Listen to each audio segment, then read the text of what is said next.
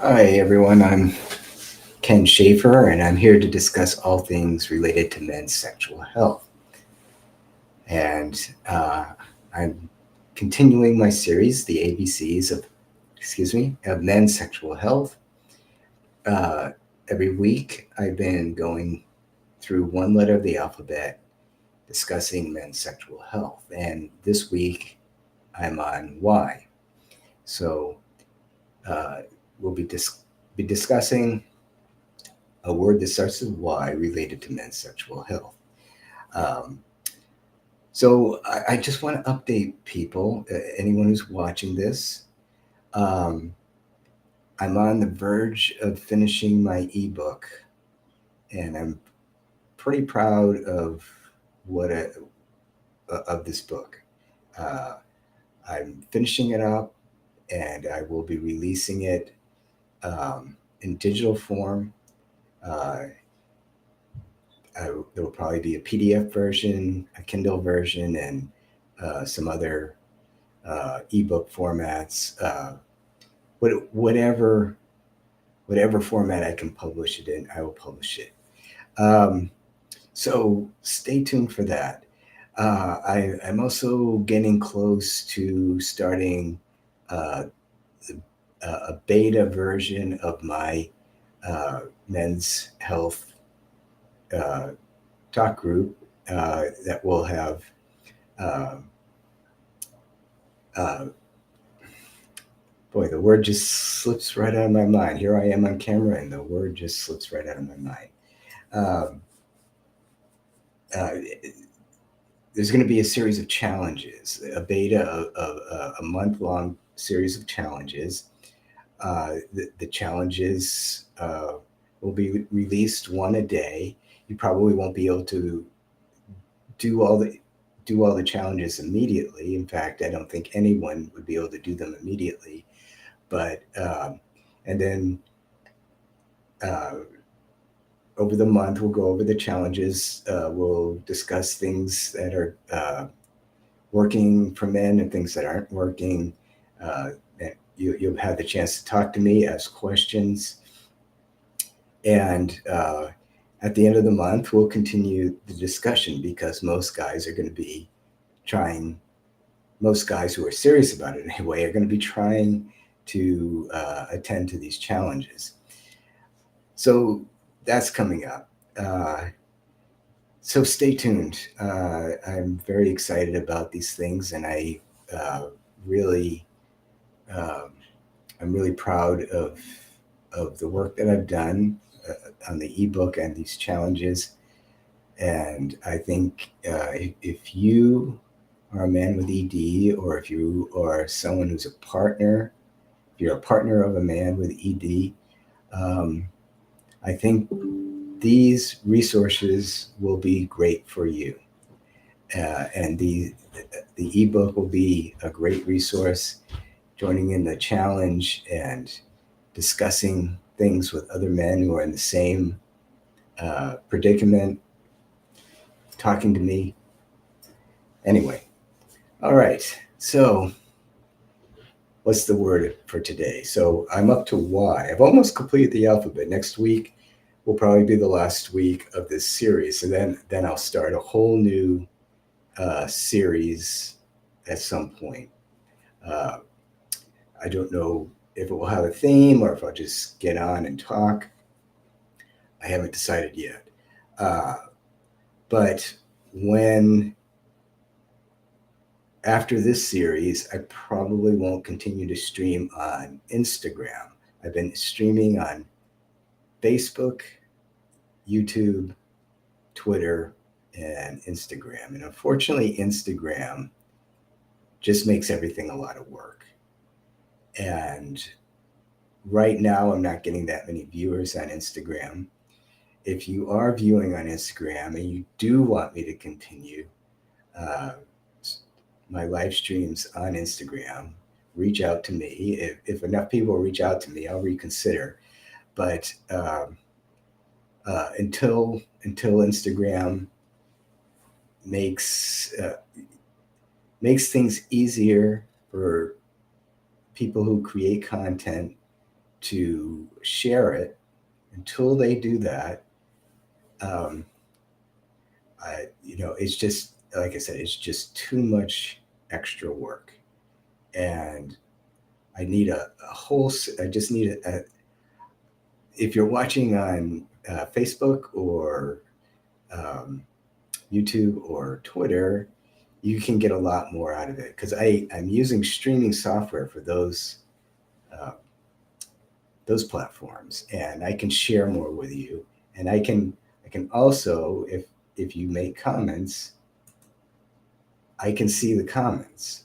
On Instagram, if you make comments, I won't see them until afterward. If there's a link that I want to direct you to, I can share it on the other platforms. On Instagram, I have to tell you to go to my profile link and find it in my link tree. Okay, I just have a chip on my shoulder with Instagram. Instagram, uh, it's it's a fun platform, but it just seems like they're doing everything they can to make themselves irrelevant in social media. All right, so the word of the day is the Y word is you, okay, meaning YOU. And the reason I want to talk about you, if you are someone who has ED and you don't feel that you're getting good care, and that's most men with ED, the vast majority of men with ED are not getting good care. Um, it's really up to you to take control of the situation. Uh, it's not going to go away on its own, so ignoring it isn't going to work, um, or very rarely will it go away on its own. So don't ignore it. If you The medical system, I've talked many times before, there are systemic problems with the way medicine is practiced in this country, and there are systemic problems with the way medical consensus is formed in this country. Doctors are taught not to, in general, and I'm generalizing here, in general, they are taught to treat things with pharmaceuticals rather than look for the underlying cause. So we have, in the US, we have a medical system that is not helping people to get well. It is just simply a symptom management system. And that's particularly true of ED. So there are good doctors out there. I'm not saying that doctors are nefariously planning to keep people sick. I'm not saying that. They're part of a they're a small part of a big system, and many doctors are very good and very frustrated with the system. Some doctors simply haven't put it all together, and uh, they just think that they're practicing medicine the way it should be practiced because they don't know any better. But there are a lot of good doctors out. What I don't know about a lot, but there are good doctors out there. Those doctors who will attempt to find the underlying cause of whatever problem you have. In this case, we're discussing erectile dysfunction, and they will address that problem. Now, most doctors will just throw Viagra at you and send you on your way, but that's treating the symptoms. There's nothing wrong with taking Viagra or Cialis or other uh, PDE5 inhibitors. That's the class of drug that uh, Viagra and Cialis are part of. Um, so, generally they just throw these drugs at you. I'm not against using them temporarily to find what you're looking for and addressing the underlying cause, but it should be seen as a temporary solution. Um, the fact is that many men they get Viagra or Cialis or whatever. It works. It seems to work well. I mean, it works well for a while. It doesn't work for everybody, but over time, it becomes less and less effective. And there are many reasons for that. One of the reasons is because it's simply addressing the symptoms, the underlying cause isn't addressed, and it is getting worse over time. Another reason is that uh, men and women as they age are less able to produce nitric oxide, which is an essential. It's essential for your body. It's a very important molecule for your health, but you cannot get an erection if you are not producing enough nitric oxide. And PDE5 inhibitors will only work if there's enough NO in your system to produce an erection. All right. So you have to take control. You have to hold your doctors accountable. If they're not, you have to let them know that the status quo is not going to cut it. You're not going to settle for just treating the symptoms. You want to address the underlying cause. And if they don't want to cooperate, move on. Uh, it, some men will have to stick with a crappy doctor because of medical insurance or lack of medical insurance or whatever. But if you're able to move on, move on. Research the doctors in your area that specialize in men's health. Research the doctors. Uh,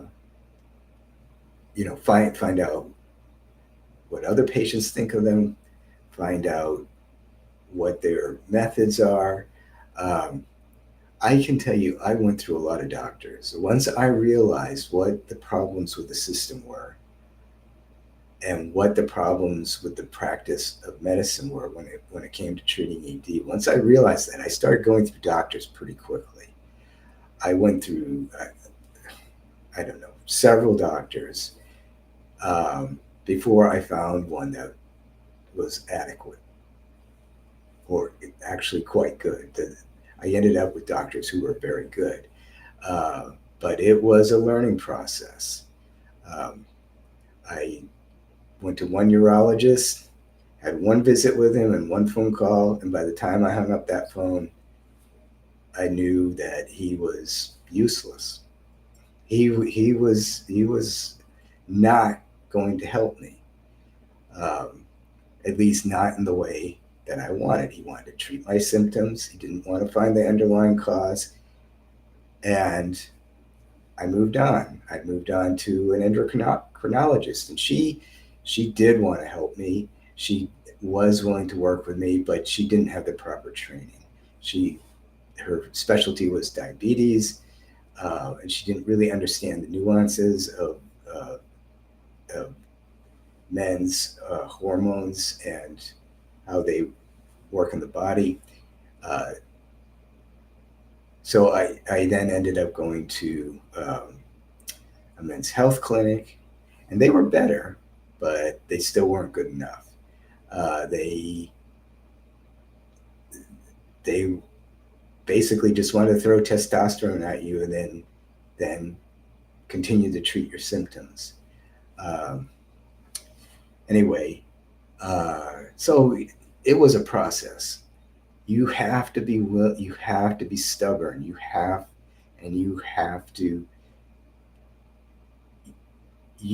to draw the line in the sand, because the doctor, if you stay with the doctor, they're just gonna. Now, some doctors, if you stay with the doctor, they're probably not going to improve over time. They get stuck in their ways. But some doctors, there are doctors out there, they may not specialize in men's health. They may not really know a lot about treating erectile dysfunction.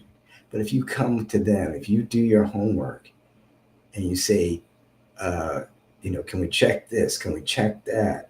Can we check for venous insufficiency? Can we check my hormone levels? According to research, um, the normal range of testosterone is not the healthy range. The healthy range is 700 to 1200, and show him the research. Show him, any books that you've read, or her, him or her. And some doctors will work with you. They are willing to learn alongside you. And that's the second best case scenario. The best case scenario is you get someone who knows what they're doing. They're willing to address the underlying cause of the issue, and treat you temporarily with drugs that will alleviate the symptoms. Okay, but it's really up to you, and I can't stress this enough. I would not be sitting here talking to you tonight if I had accepted status quo medicine. I would be 25 to 30 pounds heavier. I would have borderline blood pressure, borderline cholesterol, and my testosterone levels would be way below healthy levels. My thyroid hormones would be way below healthy levels. But I took control of the situation. I didn't settle for second best. I didn't settle for the status quo. I was extremely stubborn and extremely determined. Now, it took me 10 years. It took me 10 years to realize what the problems were and then start looking for the right kind of doctor. It was quite a process. Now, I can help you shortcut that process. You can benefit from my 10 years of frustration. So, that's why I'm here. I don't think guys should have to go through what I went through. They shouldn't have to go through the frustration I went through. They shouldn't have to do the hours and hours of research I had to do. They shouldn't have to endure doctors who are stuck in a system that is not designed around your best interests. It's not designed to make you healthy. It's not designed to cure you. It's designed to get you on lifelong, get you dependent for the rest of your life on medications and to manage your symptoms. All right. So this is kind of a preachy message that I'm giving, and I realize that. But I see, and the reason I'm saying all these things and giving this sermon is that, I see a lot of guys out there who just don't want to do they either don't want to do the work, and that, it's fine. If your priority is not your health, that's none of my business. But if your priority is your health, and if you want to have the potential of having a healthy, intimate life, then you've got to take the bull by the horns. You have to do the work. You have to be willing to do the work. A lot of guys, I think, they get scared. They're not sure. We've been taught that doctors know everything, and that the medical consensus is faultless. And unfortunately, it just isn't the case. I can point to many instances where the medical consensus turned out to be completely wrong. I'll give you an example. back when I was a kid, and this was a long time ago. I know that's shocking to some of you because I look so young. But when I was a kid, the medical community was telling everybody that fat was bad and carbs were good, and that we should be eating lots of pasta and we should be avoiding any kind of fat at all costs. Well, that was a public health disaster. When I was a kid, fat fat kids were relatively rare. Now, fat kids are very common.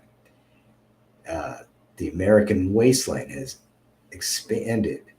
People, for the most part, were not overweight, and now most people are overweight.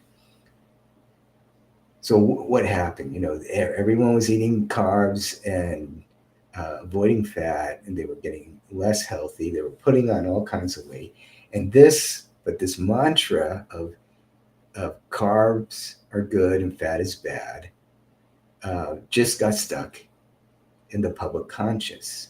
And even after the medical community realized just how wrong they were and started to try and do something about it, unfortunately, the public, it took a long time to get the message out to the public. And there's even people today I talk to who still think carbs are healthy and fats are unhealthy. Now, I'm not saying carbs are unhealthy and fat is healthy. It's a much more nuanced picture. Uh, Carbohydrates are a macronutrient that you need. Fats are a macronutrient that are essential. You can live without carbohydrates. You cannot live without fat. Um, but not all fats are good, and not all carbohydrates are bad. It's really a much more nuanced picture. But um, you can see the results of it. That people are people are less healthy than they were in the 70s, and this was back when half the adult population smoked. People are heavier, they're less healthy, and you know, and now there's more fad diets than you can poke a stick at. Um, I know this. I'm getting off topic. This was an example of how the medical consensus is bad, and when it comes to testosterone levels, um, the medical consensus is wrong because it's not based on the latest research. I've gone through countless research articles on testosterone. I've read expert opinions who have uh, summarized and gone over their research and the articles that they refer to, and they build basically the same case that I built, that healthy levels of testosterone, to have a healthy level of testosterone, you need to be 800, 7 to 800 or above for total testosterone. Um, so, the medical consensus is wrong. The medical consensus and how we, we treat many conditions, ED being one of them, is wrong. The medical consensus is to use pharmaceuticals and not to treat symptoms, or uh, to treat symptoms mostly. Uh, this is wrong, you know, and I'm living proof. I went through the gauntlet. I have repaired my body. I did the work, and I demanded more from my doctors than they wanted to give, and it paid off. So yes, another aspect of this whole thing is insurance, and I realize that many, almost everyone is restricted by their insurance, as was I. But um, in my case, I had the resources to go out of pocket. I gave up on trying to work within the system. And I then went out of pocket to doctors who didn't take insurance. And there's an advantage to going to a doctor who doesn't take insurance. The disadvantage is it's going to cost you. There's no question. It's going to cost you much more than going to a doctor on your insurance. But because they have chosen to step outside of the system, they've usually chosen to do so because they want to practice better medicine.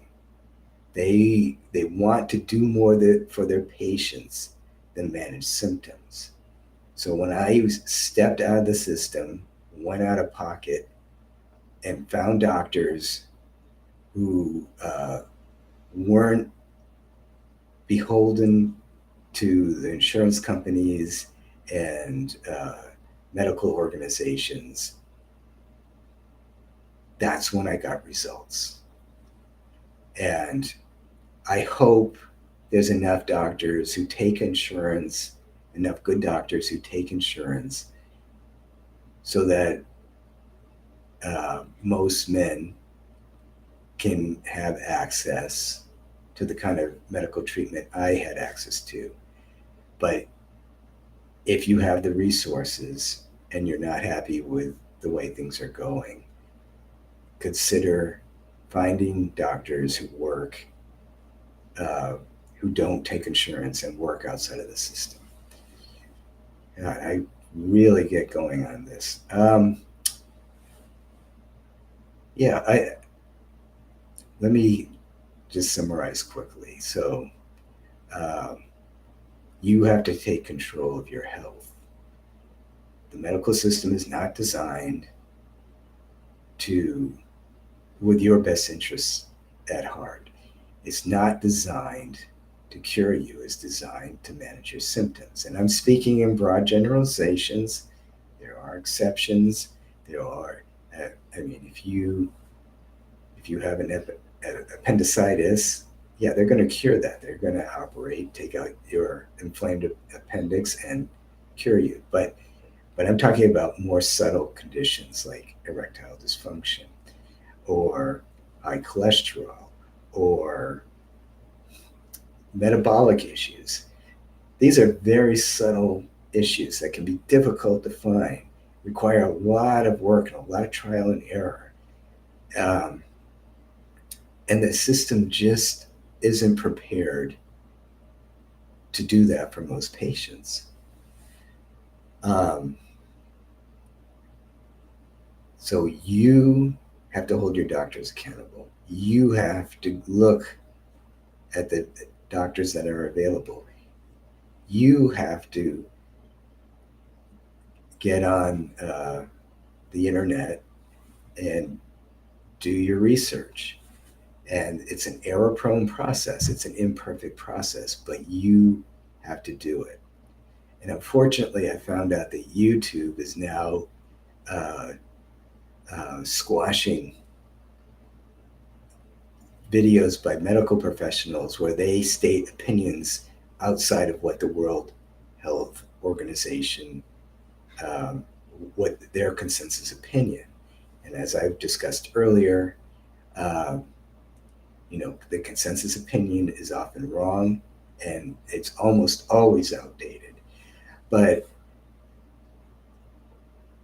YouTube, now I never would have found my doctors, the ones that helped me, the ones that actually helped me, I never would have found them if YouTube had been doing this when I was doing my research.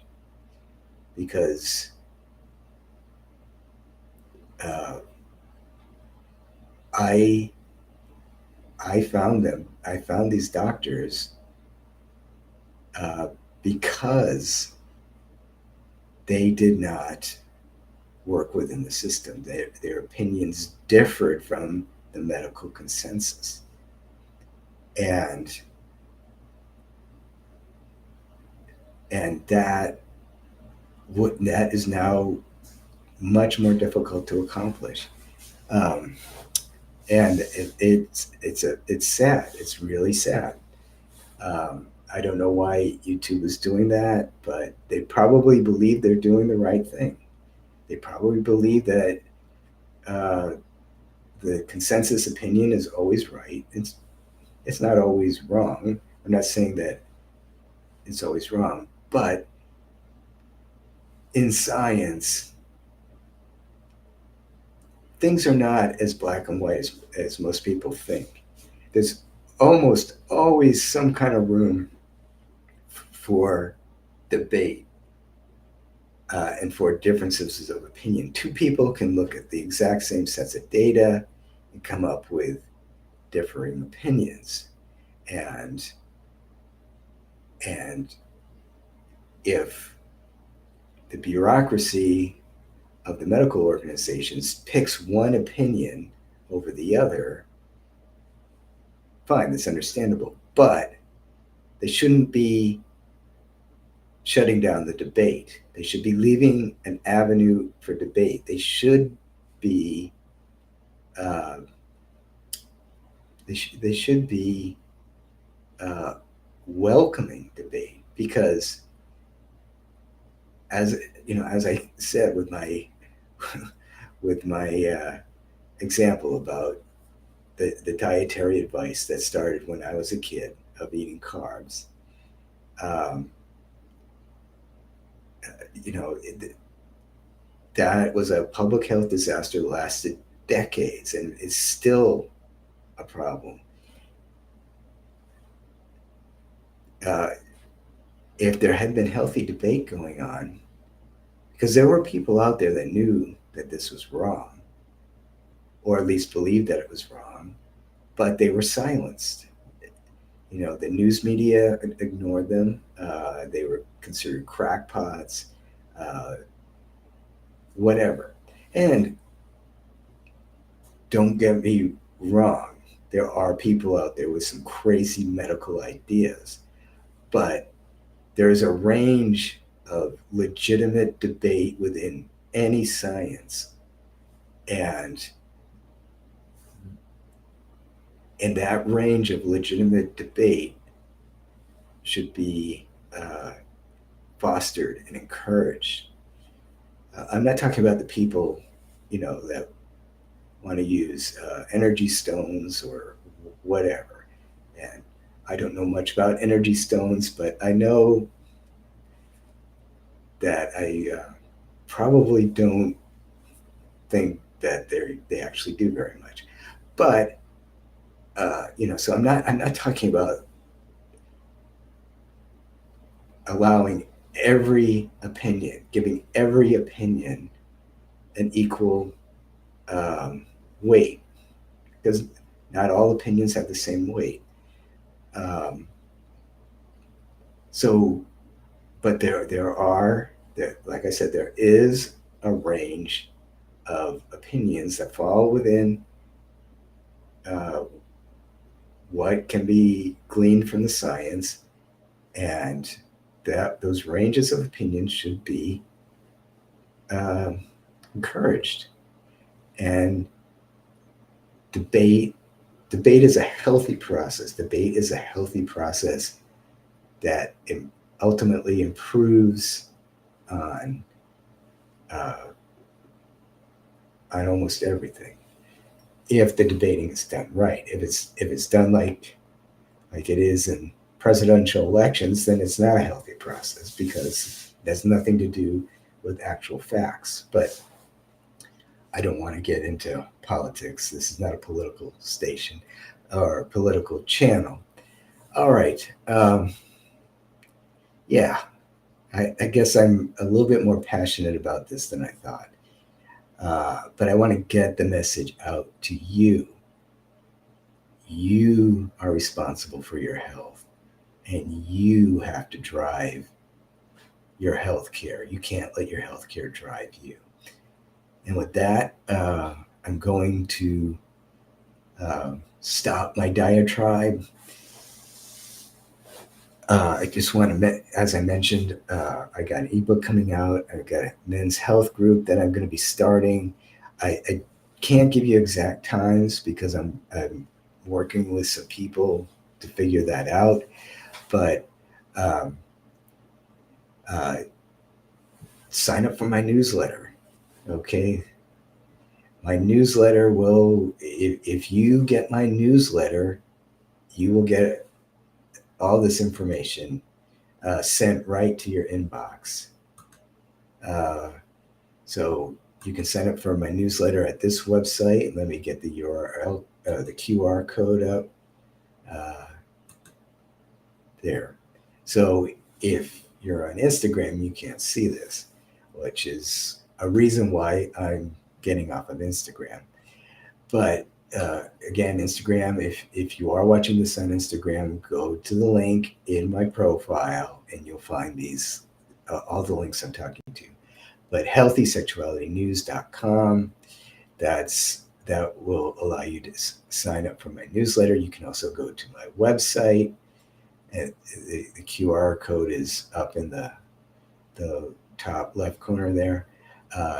You can go to my website, and let me get that up. I had that up earlier.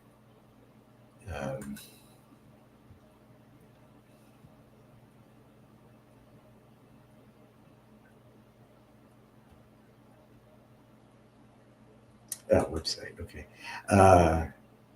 You can go to my website. You can sign up there. You can go to herbalerotics.com. Let me get up the QR code for that.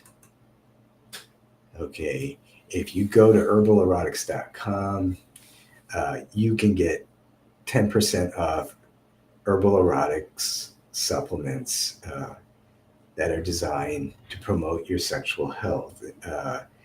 These are products designed by my good friend Lisa Atkins, and I'm a big proponent of herbal supplements and supplements in general. But that's another discussion. I don't think you should just they're only going to work if they're giving you something you need. So, but that's a more nuanced discussion. But I'm a big proponent of supplements because most people are not getting what they need from their diet. Okay, so sign up for my newsletter. And if you're watching this, please like, share, and subscribe. You can follow me on YouTube and Facebook and Twitter and Instagram. So let me get those up. Okay, so by the way, Lisa Atkins' site is inside my bedroom closet. You can take a look at the products that she sells, and if you sign up for my newsletter through herbalerotics.com, you can get. I will send you a discount code so that you can buy her products at a discount. I don't know if I mentioned that earlier. Here's my Instagram handle, Healthy Sexuality with Ken. The E is in sexuality has been changed to a 3 because Instagram, as I mentioned earlier, likes to make things difficult. TikTok, I have the same handle. Facebook, I'm at Healthy Sexuality with Ken LLC. I think I misspelled that there. Hold on, I will check.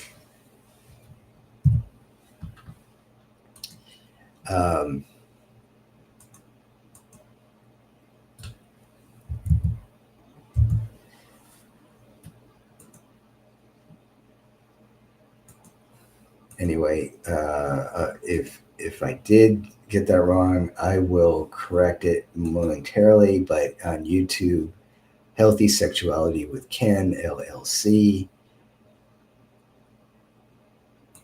So you can follow me on any of those or all of those. In the future, most of my lives will be on Facebook, Instagram, not Instagram, Facebook, uh, YouTube, and Twitter.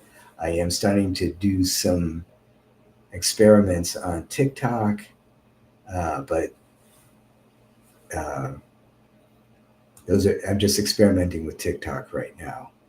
But follow me on TikTok, and uh, again, TikTok. All right.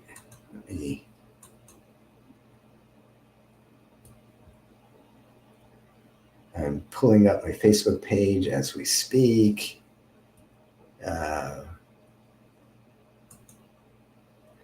Nope, that was right. So my Facebook handle is Healthy Sexuality with Ken, LLC, and the E in sexuality is a 3. And that's because Facebook also has its issues with the word sexuality. All right. If you're still here, thank you. I will be wrapping up this series hopefully next week, unless something comes up. I will be here on uh, Thursday, 7 p.m. Eastern Standard Time. And I'll be wrapping this up with the Z and the ABCs of men's sexual health. Okay, so and then of course, like I said, I will be starting another series at some point in the near future. All right, so until the next video, thank you for watching and goodbye.